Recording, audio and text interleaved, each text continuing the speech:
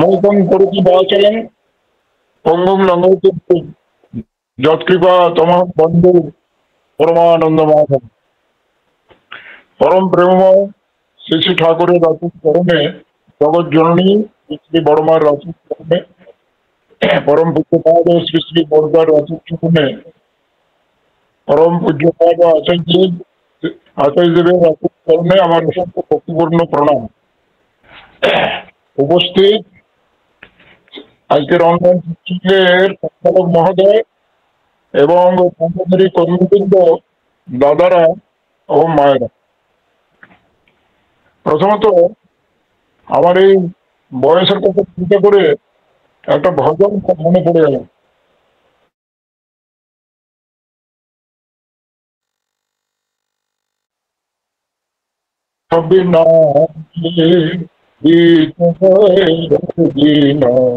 ভজন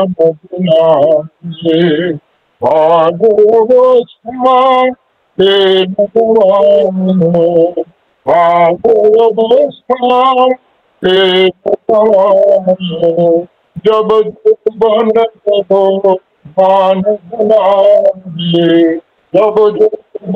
जब बन रे भज बिना रे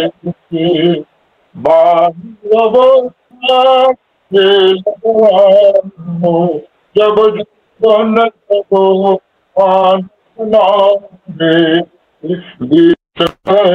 दीना भजन बिना रे बीत गए दीना भजन बिना रे लाहे कारण मूल गवायो लाहे कारण मूल गवायो अजग न गई मन की तृष्णा रे अजग न गई मन की तृष्णा रे बीत गए दीना भजन बिना रे कहत कबीरा सुन भाई साधु कहत कबीरा सुन भाई साधु पार उतर गए संत जना रे पार उतर गए संत जना रे बीत गए दीना भजन बिना रे बीत गए दीना भजन बिना रे। আমার দেখতে দেখতে 92 বছর বয়স হয়ে গেল। তাহলে জীবনের এতগুলো দিন কিন্তু চলে গেছে। তাই ভাবছি যে কি করার ছিল, কি করেছি, আর কি বা করণীয়। আচার্যদেব আদেশ করেছেন যে 100 বছর আপনার ছুটি নাই, তাহলে তিনি আমাকে দয়া করে বাঁচিয়ে রাখতে চান। আর আমার বাঁচারও ইচ্ছা আছে, কারণ পুরুষোত্তমের লীলাটা প্রায় গড়ে সড়ে 18 বছর দেখার সৌভাগ্য হয়েছে।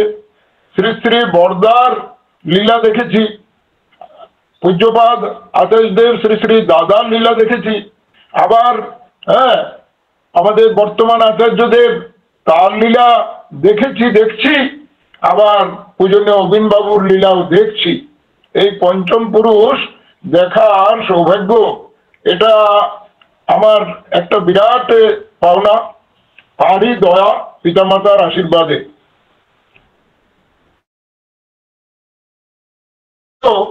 বাংলাদেশের ঘটনা ভিডিওর মাধ্যমে, টিভির মাধ্যমে বড় মনটা উতালা হয়ে উঠছে। যেখানে স্বয়ং প্রভু জন্মগ্রহণ করলেন সেই বাংলাদেশ অর্থাৎ পূর্ববঙ্গ আজকে কি পরিস্থিতিতে পড়েছে, আজকে সেখানের হিন্দু মুসলমান অন্যান্য সকলেরই কি পরিস্থিতি আজকে দেখা দিয়েছে। এই বঙ্গভূমিতে পরপর তিনি 3বার এলেন। চৈতন্য মহাপ্রভু এলেন, তিনি হরের নাম ও নামৈব কেবলম, নামের কথা বিশেষ করে বলে গেলেন যে কলিযুগে নাম ছাড়া আর কোনো যাগযজ্ঞ নাই এবং নাম করতে হবে, নাম করতে হবে। তিনি নিজেকে গোপন রেখে কৃষ্ণকে দেখাতে লাগলেন। কিন্তু চতুর ভক্ত যারা, যখন শ্রীকৃষ্ণ বললেন, চৈতন্য মহাপ্রভু বললেন আশ্রয় লইয়া ভজে তারে কৃষ্ণ নাহি তজে আর সব মরে অকারণ, তখন যারা তার সংস্পর্শে আসতে লাগলো ভক্তবৃন্দ, তারা ভাবলো এই যে আশ্রয় নেওয়ার কথা বলেছেন, তাহলে কার আশ্রয় নেব? তিনি তো বলছেন কৃষ্ণ কৃষ্ণ কৃষ্ণ, কৃষ্ণই সবকিছু, তাহলে কার আশ্রয় নেব? তার মধ্যে অনেকেই তারা দেখলেন যে কৃষ্ণকে দেখাচ্ছেন, তো তাহলে আমরা কৃষ্ণেরই আশ্রয় নিই, অর্থাৎ শ্রীকৃষ্ণকে নিয়েই আমরা জীবনটা কাটাবার চেষ্টা করি, তারই আরাধনা, তারই মূর্তি পূজা, তার সম্বন্ধে জানাজানি ইত্যাদি। কিন্তু যারা চতুর ভক্ত তারা দেখলেন যে উনি তো নিজেকে গোপন করে কৃষ্ণকে দেখাচ্ছেন, তাহলে উনি তো কৃষ্ণ, তাহলে আশ্রয়টা তো আমাদের নিতে হবে কার? আশ্রয়টা তারই নিতে হবে। এই বলে চতুর ভক্ত যারা, তারা কিন্তু চৈতন্য মহাপ্রভু যিনি সেই যুগের বর্তমান, তাকে তারা গ্রহণ করলেন এবং গ্রহণ করে সেই তার সাথে লীলার সাথী হলেন এবং তাকে উপভোগ করলেন এবং জগৎকে উপভোগ করার জন্য তারা চেষ্টাও করলেন।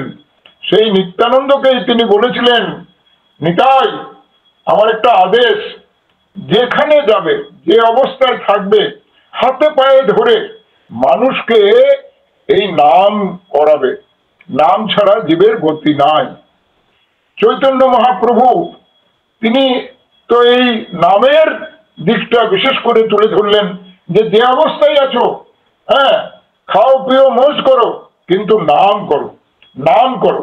আচ্ছা, পরম পুরুষ রামকৃষ্ণ দেব তখন আরো ভোগবাদ, চৈতন্য মহাপ্রভু হলেন মুসলমানদের রাজত্বে, আর পরম পুরুষ রামকৃষ্ণ দেব ইংরেজ রাজত্বে, ব্রিটিশ সভ্যতা চারিয়ে দিতে হবে ভারতবর্ষে। সেখানে এরা মূর্তি পূজা করে, এরা ডলের পূজা করে, এরা ঈশ্বর সম্বন্ধে কি বুঝবে? এরা গাছের পূজা করে, পাথরের পূজা করে, মূর্তির পূজা করে। তাই তো সেই ভোগবাদী যে ব্রিটিশ এবং তাকে কেন্দ্র করে আমাদের মানুষগুলো যে ভোগবাদী হয়ে উঠছিল, চাকুরি তাদের লক্ষ্য, দাসত্ব লক্ষ্য, নিজের নিজের স্ব বৈশিষ্ট্যকে ত্যাগ করে আর তাদের পদলেহন ইত্যাদি, এই যে ভাবভঙ্গি ইত্যাদি, এবং তাদের কথায় অনেকেই তখন তারা সেই খ্রিস্টান মতে নিজেকে তারা গ্রহণ করতে লাগলো, অর্থাৎ তাদের ভিতরে কনভার্সন দেখা দিতে লাগলো চাকরির জন্য, এবং এই খাও পিও মজের ধান্দায় তারা কিন্তু নিজেকে ভুলে আর তারা সেইভাবে চলতে লাগলো। পরম পুরুষ রামকৃষ্ণ দেব তিনি এসে দেখালেন যে মানুষ দুটো কারণেই যত কষ্ট পায়, যেটা সত্যানুসরণে বলেছেন, কামিনী এবং কাঞ্চনে আসক্তি। তাহলে কামিনীর থেকে ঠাকুর বললেন ইনি বাদ দিয়ে, কাম বাদ দিলে ইনি মানে মা। এবার সেই মা, এই ভাবটা আনার জন্য তিনি মা কালীর ভিতরে তিনি প্রাণ প্রতিষ্ঠা করে দেখিয়ে দিলেন যে হ্যাঁ, মূর্তিও কথা বলে, যদি তার ভিতরে প্রাণ সঞ্চার করতে পারা যায়। তাহলে তিনি কে ছিলেন? যিনি মূর্তির ভিতরে প্রাণ সঞ্চার করতে পারেন, তাহলে স্বয়ং ঈশ্বর ছাড়া এ সম্ভব নয়। তো তিনি দেখালেন যে মূর্তির ভিতরেও আমরা যিনি আছেন তাকে আমরা জানবার চেষ্টা করি, তার গুণগুলো নেওয়ার চেষ্টা করি। আমরা ওই কাঠ আর এই খড় দেওয়া আর এই দেওয়া মূর্তিটাই পূজা করি না, আমরা পূজা করি অর্থাৎ আমরা আচরণে আনার চেষ্টা করি তার গুণগুলো। তো আমরা যে দেবী দেবতারই পূজা করি না কেন, লক্ষ্য আমাদের সেই দেবী বা দেবতার গুণকে আনা। কিন্তু প্রশ্ন হচ্ছে যে আমাদের এই যে পূজা করাটা আমরা করি বটে, কিন্তু তার গুণটা আনা এই মূর্তির ভিতর থেকে এত সোজা ব্যাপার নয়। সেই জন্যই জীবন্তের প্রয়োজন। তাই বিবেকানন্দ বলেছিলেন আমার একটি আস্ত আম দরকার, সে আমটি আমি কোথায় পাবো? বাগানে অনেক আম গাছ আছে, কিছু জীবন্ত আছে আর কিছু মৃতও আছে। যদি আমি মৃত আম গাছটির কাছে যাই আম ফল আমি পাবো না। তাহলে আমার সেই জীবন্ত আম গাছের কাছে গেলেই আমি সেই জীবন্ত আমটা পাবো। হ্যাঁ, তাহলে জীবন্তের দিকেই মানুষকে আসতে হবে, কারণ জীবন্তের সংস্পর্শে না আসলে আমরা আমাদের গতিবিধি বুঝতে পারবো না। আমরা তো ভবিষ্যৎ জানি না, আর তিনি ভবিষ্যৎ দ্রষ্টা, তিনি ত্রিকালজ্ঞ, অতীত বর্তমান ভবিষ্যৎ সবটাই তার দেখা, সবটাই তার জানা। তাই তো শ্রী শ্রী ঠাকুর অনুকূল চন্দ্রের একদিনকার ঘটনা মনে পড়ছে। আমার ঋত্বিক দেবতা ষষ্ঠনী, যিনি আমাকে দিয়েছিলেন শ্রী শ্রী ঠাকুরের আদেশে, হ্যাঁ, স্বর্গত ননীগোপাল চক্রবর্তী দা, তার কাছ থেকেই ঘটনাটা শুনেছি। এই বর্তমান বাংলার যে পরিস্থিতি, মানে বাংলাদেশের এবং আজকে বিশ্বের বহু জায়গায় এই যে ঘটনা ঘটছে, কি ঘটনা ঘটছে, যে মানুষের মড়ক লেগে যাচ্ছে, নানান ভাবে মানুষকে মেরে ফেলা হচ্ছে, রক্তের স্রোত বইছে এবং মানুষকে জ্বালিয়ে মারা হচ্ছে, মানুষকে পুড়িয়ে মারা হচ্ছে, মানুষকে কতভাবে মানুষের উপরে অত্যাচার করা হচ্ছে। শ্রী শ্রী ঠাকুর পার্লারে বসে আছেন, গ্রীষ্মের দিন একটা অনুষ্ঠান ছিল, অনেক ভক্তবৃন্দ সব এখানে ওখানে জায়গা নিয়ে আমতলাতে, গাছের তলায় ইত্যাদি শুয়ে আছেন।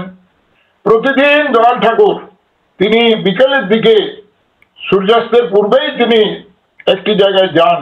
সেই জায়গাটি কোন জায়গা, যেটি সমাধি, আর এদিকে সেন্টেনারি গেস্ট হাউসের ওই মাঝখানে যে মাঠটা, সেই মাঠটায় শ্রী শ্রী ঠাকুর প্রতিদিন যেতেন। বিকালের দিকে সেই যাওয়াটা তার সঙ্গে সমস্ত অনেক ভক্তবৃন্দ, সেখানে তার বসার আসন হতো। শ্রী শ্রী বর্মাও যেতেন, শ্রী শ্রী বর্দাও যেতেন। হ্যাঁ, আর শ্রী শ্রী ঠাকুর তিনি সেই যোশীটির দিকে তাকাতেন এবং রেল যাত্রা দেখতেন ইত্যাদি, অনেক গল্প টল্প করতেন। তো এটা কিন্তু সন্ধ্যার দিকে ঘটনাটা, এই ব্যাপারটা হতো। হ্যাঁ, ঠাকুরের দোয়াতে, তার আশীর্বাদে আমারও এরকম কয়েকবার ঘটনা ঘটেছে বা সুযোগ হয়েছে সেই জায়গায় যাওয়া। হ্যাঁ, ঠাকুর যখন হাঁটতেন তখন ব্রজগমন, অর্থাৎ তার পিছনে দৌড়াতে হতো। এবার একদিন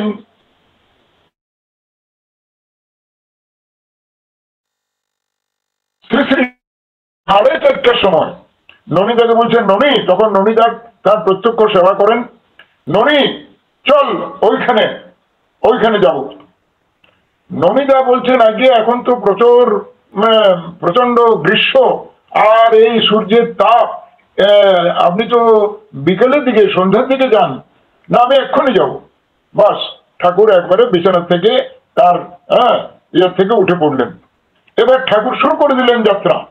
বাস, ননীদা অগত্যা, গাড়ু, গামছা ইত্যাদি যা যা দরকার সব নিলেন। এবার আরো অন্যান্য সকলেই ঠাকুর যাচ্ছেন, এ ছাড়া পড়ে গেল। তখন পিছনে বহু লোক, তারাও ঠাকুরের সেই পিছপাও হতে লাগলো। যখন ঠাকুর এসছেন আমাদের ওই যেখানে বইটই, ঠাকুরের বইটই বিক্রি করা হয় বা রসই সোনার কিছু দেওয়া হয় জিনিসপত্র, সেই গেটের পাশাপাশি ঠিক পিছন দিকে মুখটা তিনি ঘুরিয়েছেন ননীদার দিকে, ঘুরিয়ে বলছেন, ননী, তোমাদেরকে বলেছিলাম তোমরা 2 কোটি দীক্ষা দাও, তোমরা দিতে পারলে না, তোমরা দিলে না। বাস, ঠাকুর আবার চলা শুরু করলেন, মুখটা গম্ভীর, হাঁটতে শুরু করেছেন। হাঁটতে হাঁটতে এসে সেন্টেনারি গেস্ট হাউস এই পর্যন্ত এসছেন। আসার পরে আবার পিছন দিকে মুখটা ঘুরিয়েছেন, ঘুরিয়ে বলছেন, ননী, এবার 2 কোটি দীক্ষা দিলে হবে না, 5 কোটি দীক্ষা দেওয়ান লাগবে। আবার মুখটা গম্ভীর, আবার অনেকটা দূর চলে এসছেন, আর কিছুক্ষণ হলেই নির্দিষ্ট স্থানে গিয়ে তিনি বসবেন। আবার মুখটা ঘুরিয়ে বলছেন, ননী, এবার 5 কোটি দীক্ষা দিলে হবে না, 10 কোটি দীক্ষা দেওয়ান লাগবে। শুনো ননী, সামনে নরমুণ্ড, রক্তের স্রোত ছাড়ার কিছুই দেখতে পাচ্ছি না, সামনে নরমুণ্ড, রক্তের স্রোত ছাড়ার কিছুই দেখতে পাচ্ছি না। গম্ভীর মুখ, তারপরে হাতটা তুলে বলছেন, যে শোনো ননী, আমি তোমাদের যা করতে বলেছি, যদি তোমরা তা করো, তোমরা তা যদি পালন করো, তাহলে পরম পিতার দয়া রক্ষা পাবা। বাস ঠাকুরের মুখ গম্ভীর, আবার তিনি হাঁটতে হাঁটতে সেই জায়গায় গেলেন যেখানে তিনি গিয়ে রোজ বসেন। দাদারা এবং মায়েরা, আজকে আমাদের ভাবনা চিন্তা করার দরকার।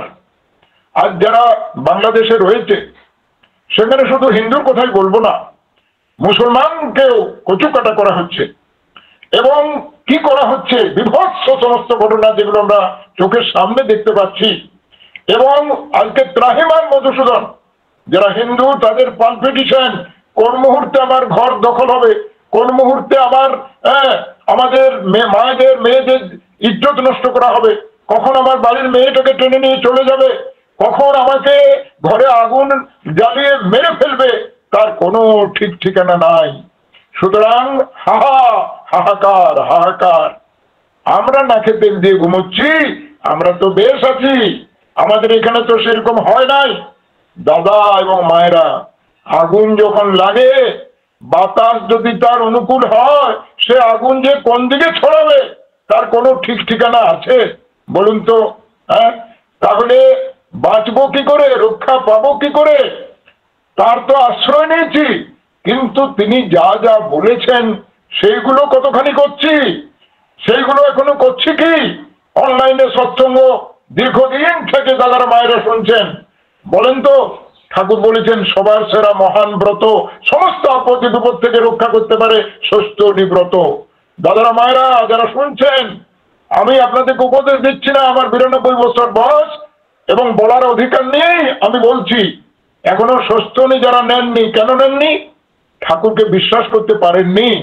এই হেমচন্দ্র তেওয়ারি যখন ক্লাস 9-এ পড়ে, প্রথম যখন 1951 সালে দীক্ষা নেওয়ার পরে ঠাকুরকে দর্শন করতে যাই দেওঘরে, তাকে দর্শন করে বুঝতে পারি যে তিনি আর কেউ নন, তিনি সেই এসেছেন যার কথা আমরা বারবার বলি, যুগে যুগে যিনি আসেন। সুতরাং মন প্রাণ দিয়ে এবার তার ভজন করতে হবে, এবার তার সঙ্গ করতে হবে, এবার তার তত্ত্বটা উপলব্ধি করতে হবে। এবার বাইরে ভাসলে হবে না, ভিতরে ঢুকতে হবে। পুল দি হাস ক্যান ড্র দি সিট, অর্থাৎ তাকে আমার অনুভব করতে হবে।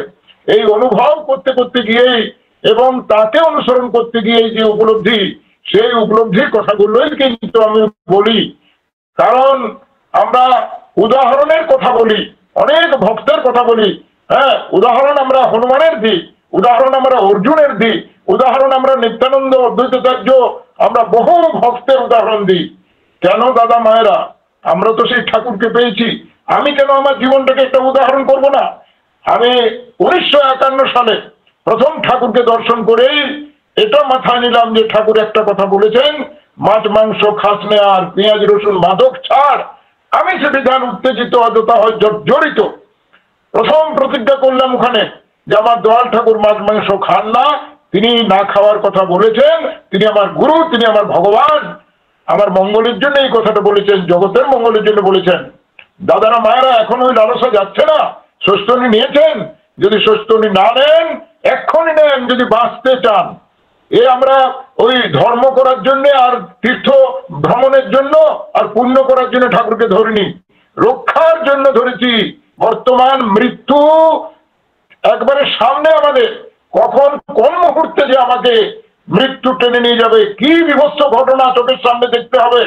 আজকে যখন ওই সমস্ত দাদা মায়েদের সেই আকুল প্রার্থনা যে আমরা এই দেশে আর থাকতে পারছি না, আমরা এই দেশে আর থাকতে পারছি না, আমাদেরকে গুলি করে মারুন, মায়েরা বলছে, তবু আমাদেরকে ভারতবর্ষে স্থান দেন, আমরা ভারতে যেতে চাই, আমরা এখানে আর বাঁচতে চাই না।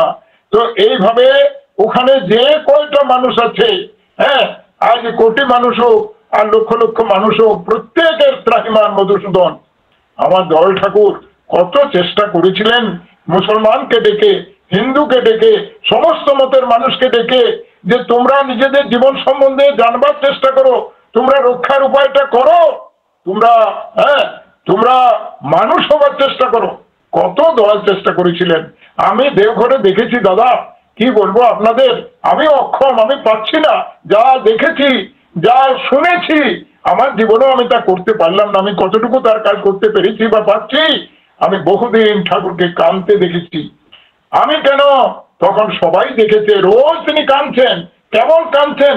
আচ্ছা বলুন তো, তার কোনটার অভাব? সেবার অভাব, তার ঘরের অভাব, তার গাড়ির অভাব, তার কোনটার অভাব ছিল? কাঁদছেন কেন? কেন পুরুষোত্তম কাঁদছেন? তিনি সচ্চিদানন্দময়, তিনি সব সময় কাঁদছেন। কেবল কান্না। কিসের কান্না? জানেন, আপনারা অনেকে মা বাবা হয়েছেন, আমিও হয়েছি। যখন সন্তান সন্ততি তারা বাঁচার পথ ছেড়ে মরার পথ ধরে, ইষ্ট গুরু পুরুষোত্তম ঈশ্বর তাকে বাদ দিয়ে যারা প্রবৃত্তি কেন্দ্রিক হয়, তারা অসুরে পরিণত হয়। সেই অসুর এর পথে যখন সন্তান চলে, যখন মরার পথটা ধরে নেয়, তখন আর মা বাবা স্থির থাকতে পারে না। তারা আকুলি বিকুলি হয়ে কাঁদে, প্রভু আমি এই কি চেয়েছিলাম? আমার সন্তান চোর হোক, ডাকাত হোক, ব্যভিচারগ্রস্ত হোক, সে একটি খুনি হোক, সে একটি অমানুষ হোক, সে একটি মাতাল হোক, এটা আমি চাইনি। যাক, এটাই যখন হচ্ছে, আমার আর এই জীবন রেখে কি লাভ?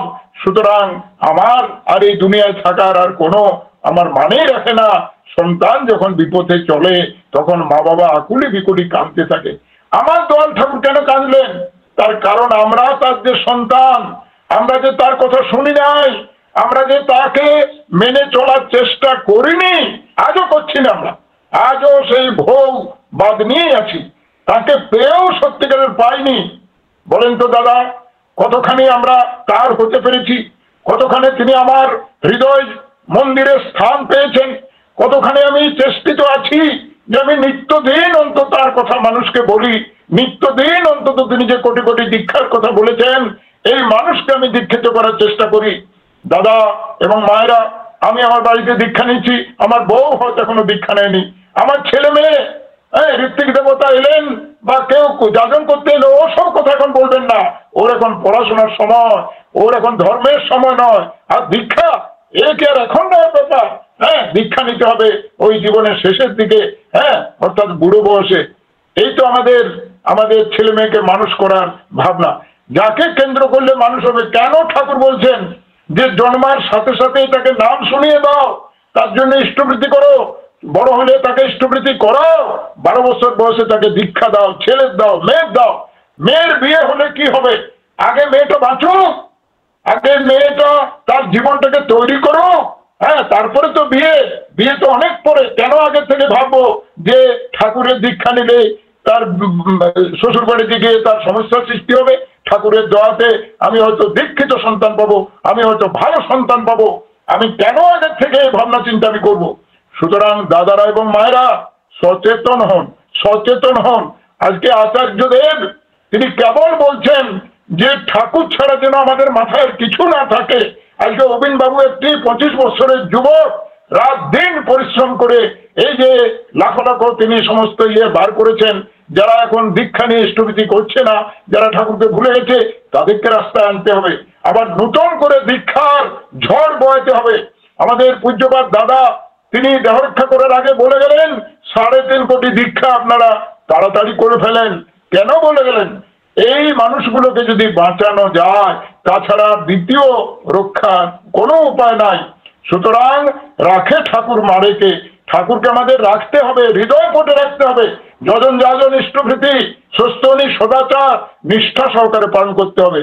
আর আমি বলবো, শুনলেই হবে না, তার বই পড়লে হবে না, দেওঘরে যাতায়াত করলেও হবে না। ঠাকুর বলেছেন আমার জুতা পালিশ করলেও হবে না, আমার গাড়ু গামছা বইলেও হবে না, আমার সঙ্গে লেপ্টে থাকলেও হবে না, আমার বংশে জন্মালেও হবে না। যে আমার কথা শুনবে তার হবে। তো দাদারা মায়েরা, আমরা তার কথাটা শোনার চেষ্টা করি।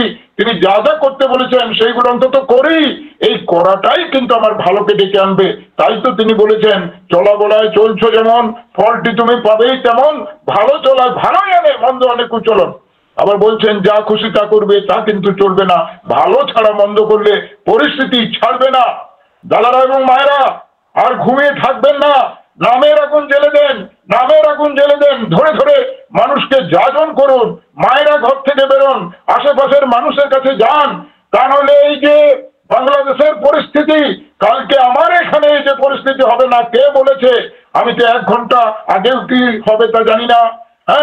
হ্যাঁ, যিনি প্রধানমন্ত্রী ছিলেন দীর্ঘ বছরের পর বছর, তাকে 45 মিনিট টাইম দেওয়া হলো, এক্ষুনি আপনি এই আপনার বাসস্থান ছেড়ে চলে যান, তা না হলে আপনার জীবনে কি আছে তার আমরা রক্ষা করতে পারবো না। তাকে 45 মিনিটের মধ্যেই বেরিয়ে তাকে কোনো ক্রমে প্রাণটা বাঁচানোর জন্য এই ভারতবর্ষে আসতে হলো। সুতরাং আমাদের প্রাণ আছে ঠাকুরের হাতে, তিনি যদি রক্ষা করেন তবেই আমাদের রক্ষা। তিনি রক্ষা করছেন, প্রতি মুহূর্ত করছেন, এটা আমরা অনুভব করতে পারছি। এই যে ইষ্টভৃতি, এই হচ্ছে সামর্থ্য যোগ, এই ইষ্টভৃতি আমাকে রক্ষা করবে, এই ষষ্ঠনী আমাকে রক্ষা করবে, তার নাম আমাকে রক্ষা করবে। তিনি আমাকে রক্ষার পঞ্চনীতি দিয়েছেন, এই নীতিগুলি যেন আমরা আঁকড়ে ধরে থাকি। আর আমাদের আচার্যদেব বর্তমানে যা বলছেন, পূজনীয় বাবাবাবু যে কাজ দিয়েছেন, এইটা মন প্রাণ দিয়ে আমরা করি। আমি এই 92 বছর বয়সে প্রতিদিন চিন্তা করি যে আজকে আমি ইষ্টকর্ম কি করলাম, আজকে আমি কি করছি, আজকে আমি যাজন করেছি কিনা, আজকে আমি দীক্ষা দিতে পেরেছি কিনা। তিনি আমাকে ধর্মদান দীক্ষাদানের জন্য আজ থেকে 64 বছর আগে দিয়েছেন, অর্থাৎ 1961 সালে তিনি আমাকে দীক্ষাদানের অধিকার দিয়েছেন। সুতরাং এই যে আমার কর্ম, বলেছেন 100 বছর আপনার ছুটি নাই, সুতরাং এই কর্ম নিয়ে আমি আছি। দাদারা মায়েরা, আমার জন্য আপনার একটু প্রার্থনা করবেন, যাতে এই কর্ম করতে করতে আমি শেষ নিঃশ্বাস ত্যাগ করি।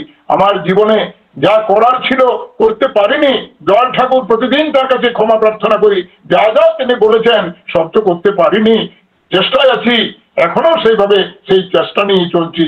লাস্টে রবীন্দ্রনাথ ঠাকুর যা বলেছেন, জীবন সপিয়া জীবনেশ্বর পেতে হবে তব পরিচয়, তোমার ডঙ্কা হবে বাজাতে সকল শঙ্কা করি জয়, মহাসম্পদ তোমারে লোভেছি, সব সম্পদ খোয়ায়, মৃত্যুর লব অমৃত করিয়া তোমার চরণ ছোঁয়ায়। জয় গুরু, সবাই ভালো থাকুন, সবার মঙ্গল হোক। জয় গুরু। দাদা অপূর্ব অপূর্ব শুনলাম। জয় গুরু, কি বলবো। জয় গুরু দাদা, জয় গুরু। বিশ্বজিৎ পুরিয়া থেকে জয় গুরু। এই যে আমরা আজকে যে কীর্তন করলাম, তাহারও লাগিয়া জীবন তোমার পূর্ণ তাহাকে চেননি, পূর্ণ পরাৎপর ব্রহ্ম পরম ব্রহ্ম পরম দয়াল শ্রী ঠাকুরকে পেয়েছি। আমাদের প্রত্যেকের জীবনের মালিক, মানুষের কাঙাল তিনি। আমরা মানুষ বলে আমরা পরিচিত এই লোক সমাজে। তাহলে আমরা কি চাই? আমরা বাঁচতে চাই, এবং সব থেকে চাই হচ্ছে যেটা ভালো, সবসময় ভালো খুঁজি, ভালোকে খুঁজে বেড়াই। দেখুন জীবনের সর্বক্ষেত্রে আমরা ভালো খুঁজে বেড়াই। আজকে দাদা এতক্ষণ ধরে সশ্রেণী ভালো থাকার যেটা পথ, মূল কথা আমরা চাই, কিন্তু তিনি প্রথম শুরুই বললেন, আশ্রয় নিয়ে ভজে চারে কৃষ্ণ নাহিতে যে আর সব মরে অকারণে। সত্যি আমরা এই যে মৃত্যু মিছিল চলছে, দেশের রাষ্ট্রনায়ককেও চলে যেতে হচ্ছে, তার নিরাপত্তা নেই। তাহলে আজকে আমরা কোথায় আছি? আমাদের অস্তিত্বের ঠাকুরকে পেয়েছি, আমরা কতটুকু তার সঙ্গে করছি, তাকে কতটুকু আচার্য দাদা বলছেন পূর্ণ, তাকে সময় দিন। আপনি কতটুকু সময় দেন, দিনে মাসে বছরে কতটুকু সময় দেন তার জন্য? সেই পুনর্মূল্যায়নটা তো কাকে করতে হবে? আমারটা তো কেউ করে দেবে না, আমারটা তো আমাকেই করতে হবে। আজকে সে কথাগুলোই তারা বললেন যে তার হওয়া লাগে, তাকে যদি পূর্ণ চিন্তা হয়, ওই যে গারুগাংশ কইলেও সবই বললেন তিনি। তাহলে মূলত যেটা আচরণ সিদ্ধ হওয়া লাগে, শাশ্বত চলন হওয়া লাগে,